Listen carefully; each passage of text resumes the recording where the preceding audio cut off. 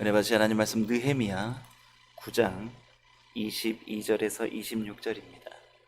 구약성경 느헤미야 9장 22절에서 26절입니다. 제가 가진 구약성경 740면에서 741면에 기록되어 있습니다. 구약성경 740면부터 기록되어 있는 느헤미야 9장 22절로 26절 말씀을 다 같이 한 목소리로 읽겠습니다. 또 나라들과 족속들을 저희에게 각각 나누어 주심에 저희가 시혼의 땅 곧 헤스본 왕의 땅과 바산 왕 옥의 땅을 차지하였나이다.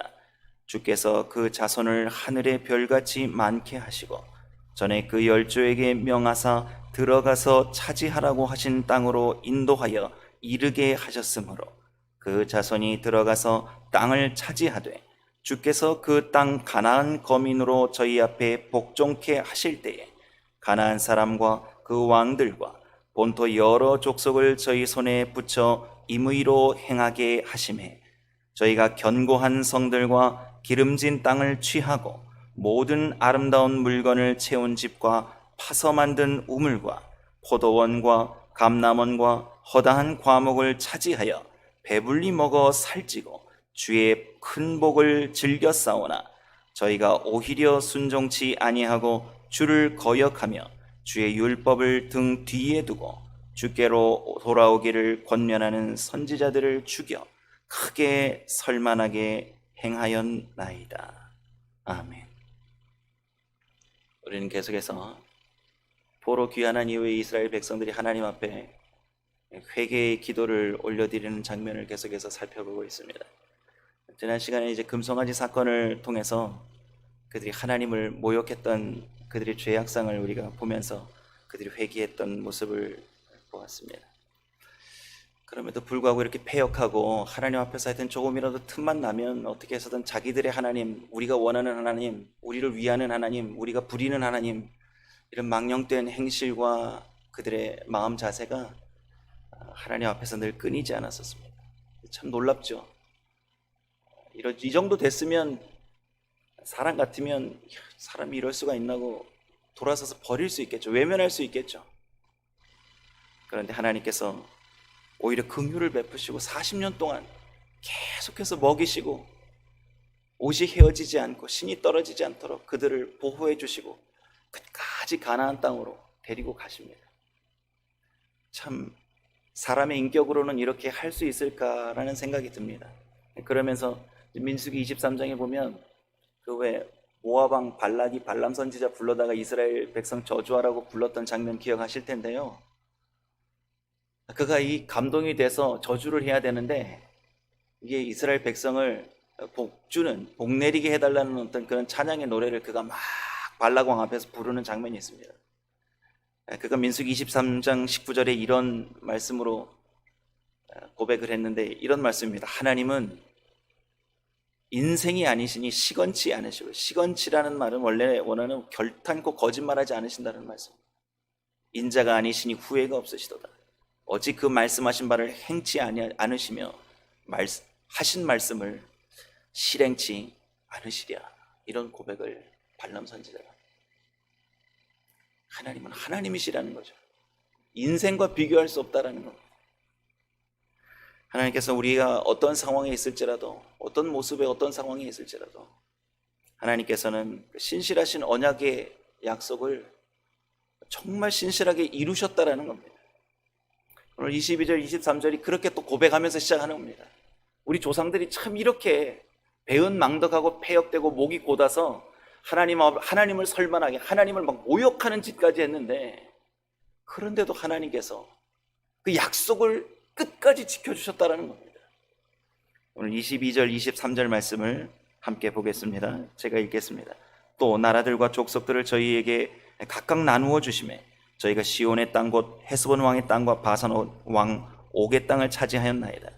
주께서 그 자손을 하늘의 별같이 많게 하시고 전에 그 열조에게 명하사 들어가서 차지하라고 하신 땅으로 인도하여 이르게 하셨으므로. 24절까지 다 그런 내용입니다. 누구하고 한 약속입니까? 기억나시죠? 이건 믿음의 조상 아브라함과 하신 약속을 지금까지 친실하게 이루신 겁니다. 역사학자들이 아브라함 시대 아브라함이 하나님의 음성을 듣고 하나님을 만났던 이 약속을 받았던 시점 창세기 12장을 BC 한 2100여 년 이렇게 보고 있습니다. 여호수아 시대 때에 이 아브라함과의 약속이 완성됩니다. 한 약 700년 정도 지난 다음에 하나님께서 믿음의 조상 아브라함과 했던 약속을 한 구절도 빼놓지 않고 다 이루어 주셨습니다. 광야에서 고생하고 힘들어 했던 그런 시절을 잊어버릴 만큼 하나님께서 놀라운 역사들을 그에게 이루어 주셨습니다. 후손들이 이제 기억하는 거죠. 그 신실하셨던 하나님. 여호수아서를 보면 이스라엘 백성들이 여호수아를 중심으로 12지파가 막 힘써서 싸우고 목숨 걸고 땅을 차지하기 위해서 최선을 다해서 전쟁에 임했습니다. 그런데 후손들이 볼 때 오늘 이렇게 고백하고 있는 거죠. 이거 하나님이 차지하게 해주셨다라는 것. 그때 하나님이 주신 땅으로 그 약속하신 하나님께서 이루어지신 사건이라는 거죠. 우리 조상들이 열심히 싸워서 이기고 차지한 땅 같지만 이건 하나님의 언약의 완성이지 결코 우리 조상들이 잘해서 그 땅을 차지한 게 아니라고 후손들이 보고 있는 겁니다. 물설고 낯서는 땅에 산다는 건 쉽지 않지 않습니까? 특히 태어났던 땅, 내가 몸담고 자랐던 땅, 고향이라고 그럽니다. 평생에 잊지 못하고 늘 그리운 게 고향입니다.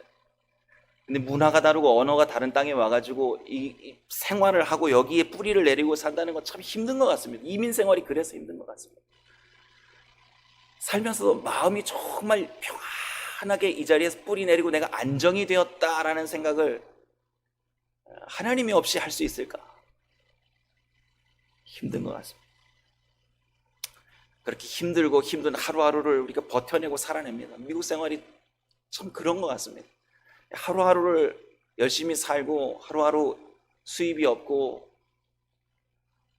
마음을 놓으면 생활이 안 될 정도로 우리가 이렇게 급박한 이민 생활을 하고 있는 것 같습니다. 근데 그렇게 힘들게 하루하루를 막 또 한 주, 한 달 이렇게 렌트 페이먼트 이런 거 생각하고 막 힘겹게 막 돌아가는데 과거를 한 번씩 돌아보지 않으십니까? 지나온 세월들 돌아보시면 참 힘든 게 산 것 같은데 위기의 순간, 어려웠던 순간 어떻게 보면 이제는 보따리 싸서 어디 다른 데로 가야 되나 고민해야 될 그때마다 하나님께서 살게 해주셨구나, 하나님께서 여기까지 이렇게 인도해 주셨구나, 그런 고백을 누구나 하게 됩니다. 그래서 감사하게 되죠. 이스라엘 백성들도 그걸 감사했던 것 같습니다. 살게 해주신 하나님, 어떻게 보면 그렇게 힘겨웠던 삶들을 보상해 주신 것처럼 그 가나안 땅에서 잘 살게 해주셨습니다. 돌아보니까 그랬다라는 거죠. 25절 말씀을 함께 보겠습니다. 25절 같이 한번 읽어보겠습니다.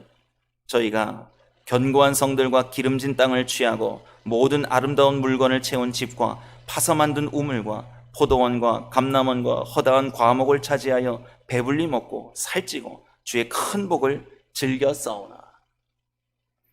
마치 무슨 광야에서 고생하고 정복전쟁을 참 열심히 치러냈던 이스라엘 백성에 하나님께서 복을 주신 것처럼 그렇게 느껴집니다. 그런데 오늘 본문 말씀처럼 이렇게 배불리 먹고 살찌고 주의 큰 복을 즐겼다, 한껏 누렸다라는 말씀인데 이 구절을 보면 또 문득 떠오르는 말씀이 있지 않으십니까? 생활이 편해지고 모든 게 풍요로워졌습니다. 배가 불러졌습니다. 그 다음에 반드시 나타났던 이스라엘 백성들의 행동이 있습니다. 모세가 그걸 알았던 것 같습니다. 광야 생활 40년 같이 해보니까 앞날이 훤하게 보이는 거죠. 그래서 모세가 신명기 8장 12절로 14절에 이렇게 배불러졌을 때 어떻게 될지를 미리 말씀하셨습니다. 그래서 신명기 8장 12절로 14절 말씀 다 기억하고 있습니다. 제가 읽어드리겠습니다. 내가 먹어서 배불리고 아름다운 집을 짓고 거하게 되며 또 내 우양이 번성하며 내 은금이 증식되며 내 소유가 다 풍부하게 될 때 두렵건대 내 마음이 교만하여 내 하나님 여호와를 잊어버릴까 하노라. 사람은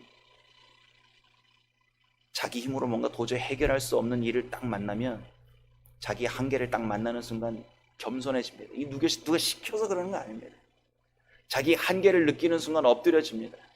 그리고 하나님 앞에서 울며 자기를 낮춥니다. 그리고 하나님께 도움을 구합니다.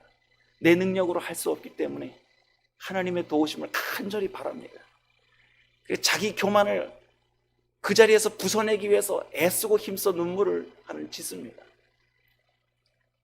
그런데요, 권력과 힘이 딱 손에 쥐어지고 막 모든 거 내 힘으로 다 할 수 있을 것 같으면 하나님 앞에서는 물론이고 사람 앞에서 겸손하기가 쉽지 않습니다. 그래서 모세가 신신당부한 겁니다. 너희가 배불리 먹고 은금이 쌓이고 생활이 풍족해졌을 때 하나님을 잊어버릴까 두렵다. 하나님 잊지 말라는 겁니다. 무슨 일이 있어도, 무슨 복을 받아도, 어떤 누릴 만한 일이 생겨나도, 어떤 행복한 사건을 만나도 하나님 여호와를 잊지 말라는 겁니다.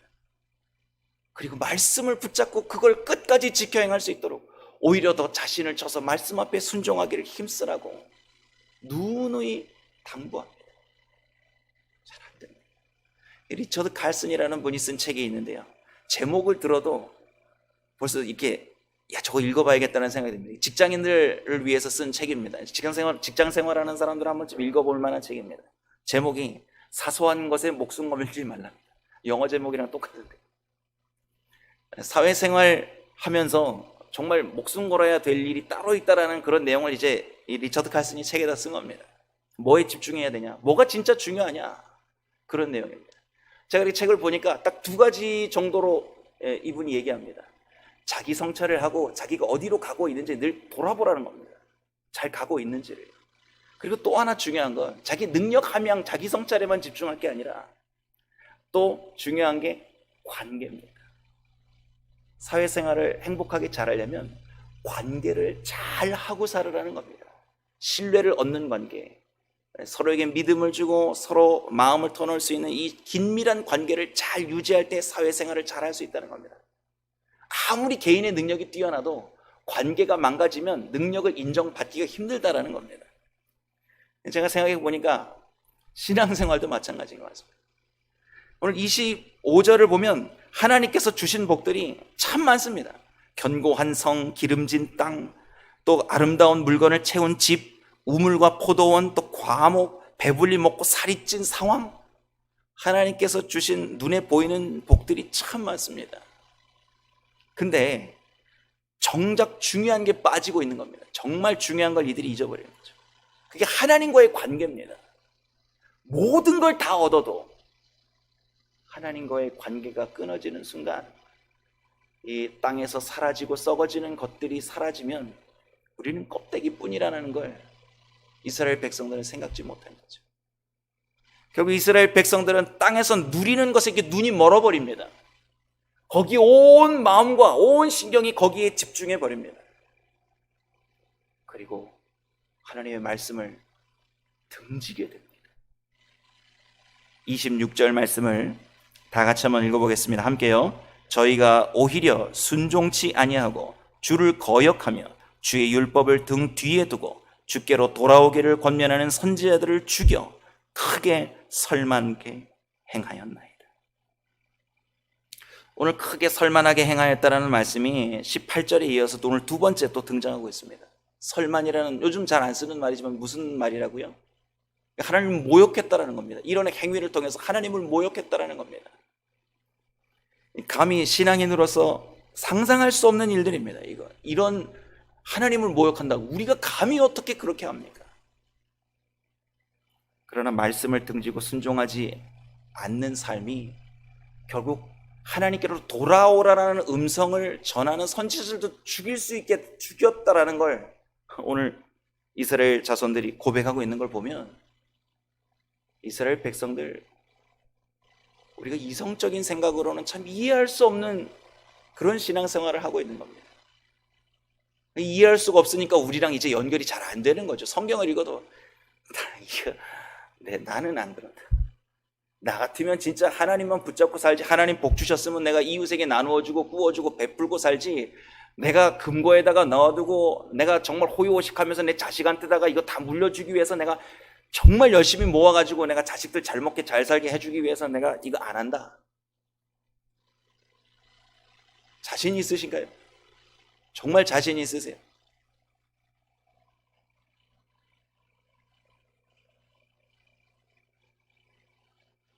우리가 하나님만 바라보고 산다는 것 말은 쉽지만 사실 삶 속에서 우리가 우리 자신을 조금만 돌아보면 우리가 지금까지 무엇을 위해 달려왔는지 스스로에게 자문하면 부끄러울 고백들이 참 많습니다.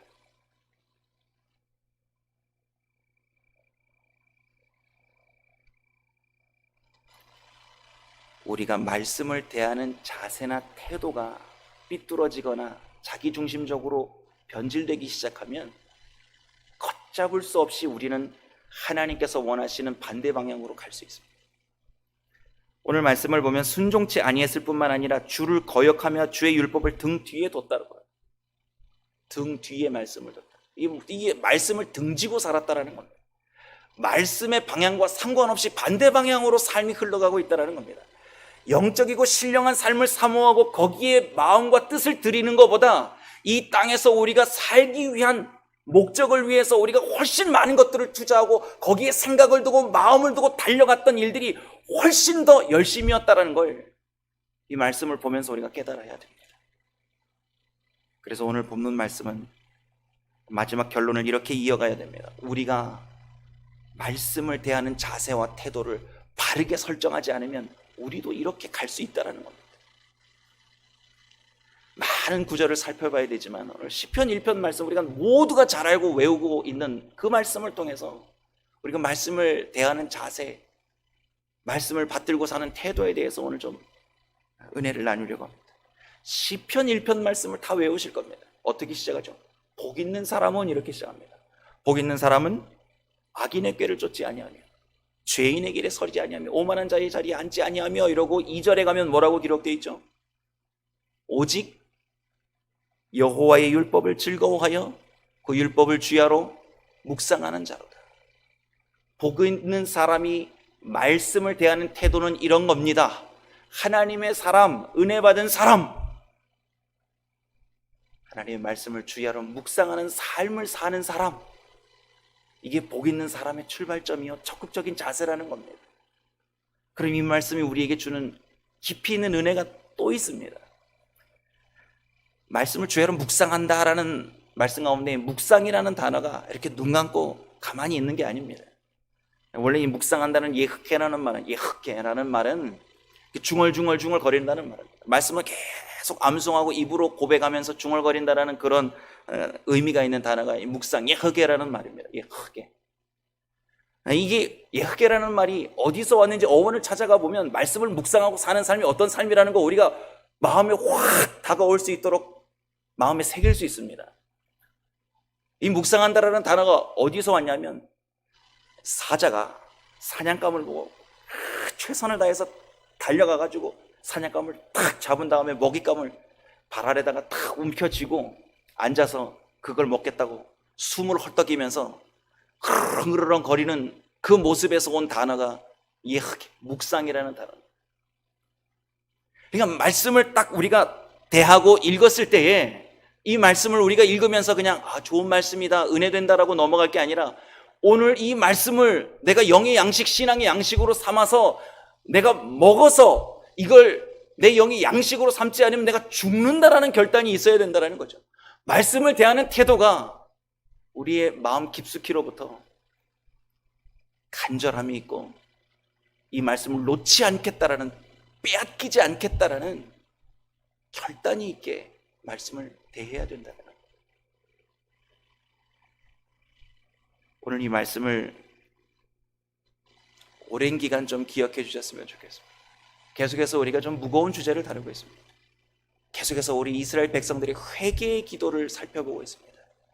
오늘은 그 세 번째 시간으로요, 정말 회개한 열매로 우리가 사는 삶이 어떠한 삶으로 가야 하는가, 말씀을 대하는 태도가 어떻게 바뀌어야 되는가, 변화되어야 하는가, 말씀을 내 생명의 양식으로 삼아서 그 말씀을 주야로 묵상하는 삶을 오늘 이 하루도 살아내는 것이 우리가 말씀을 바르게 대하는 태도의 삶, 바른 자세로 말씀을 대하는 삶이라고 오늘 우리가 꼭 기억해 주시기를 부탁드립니다.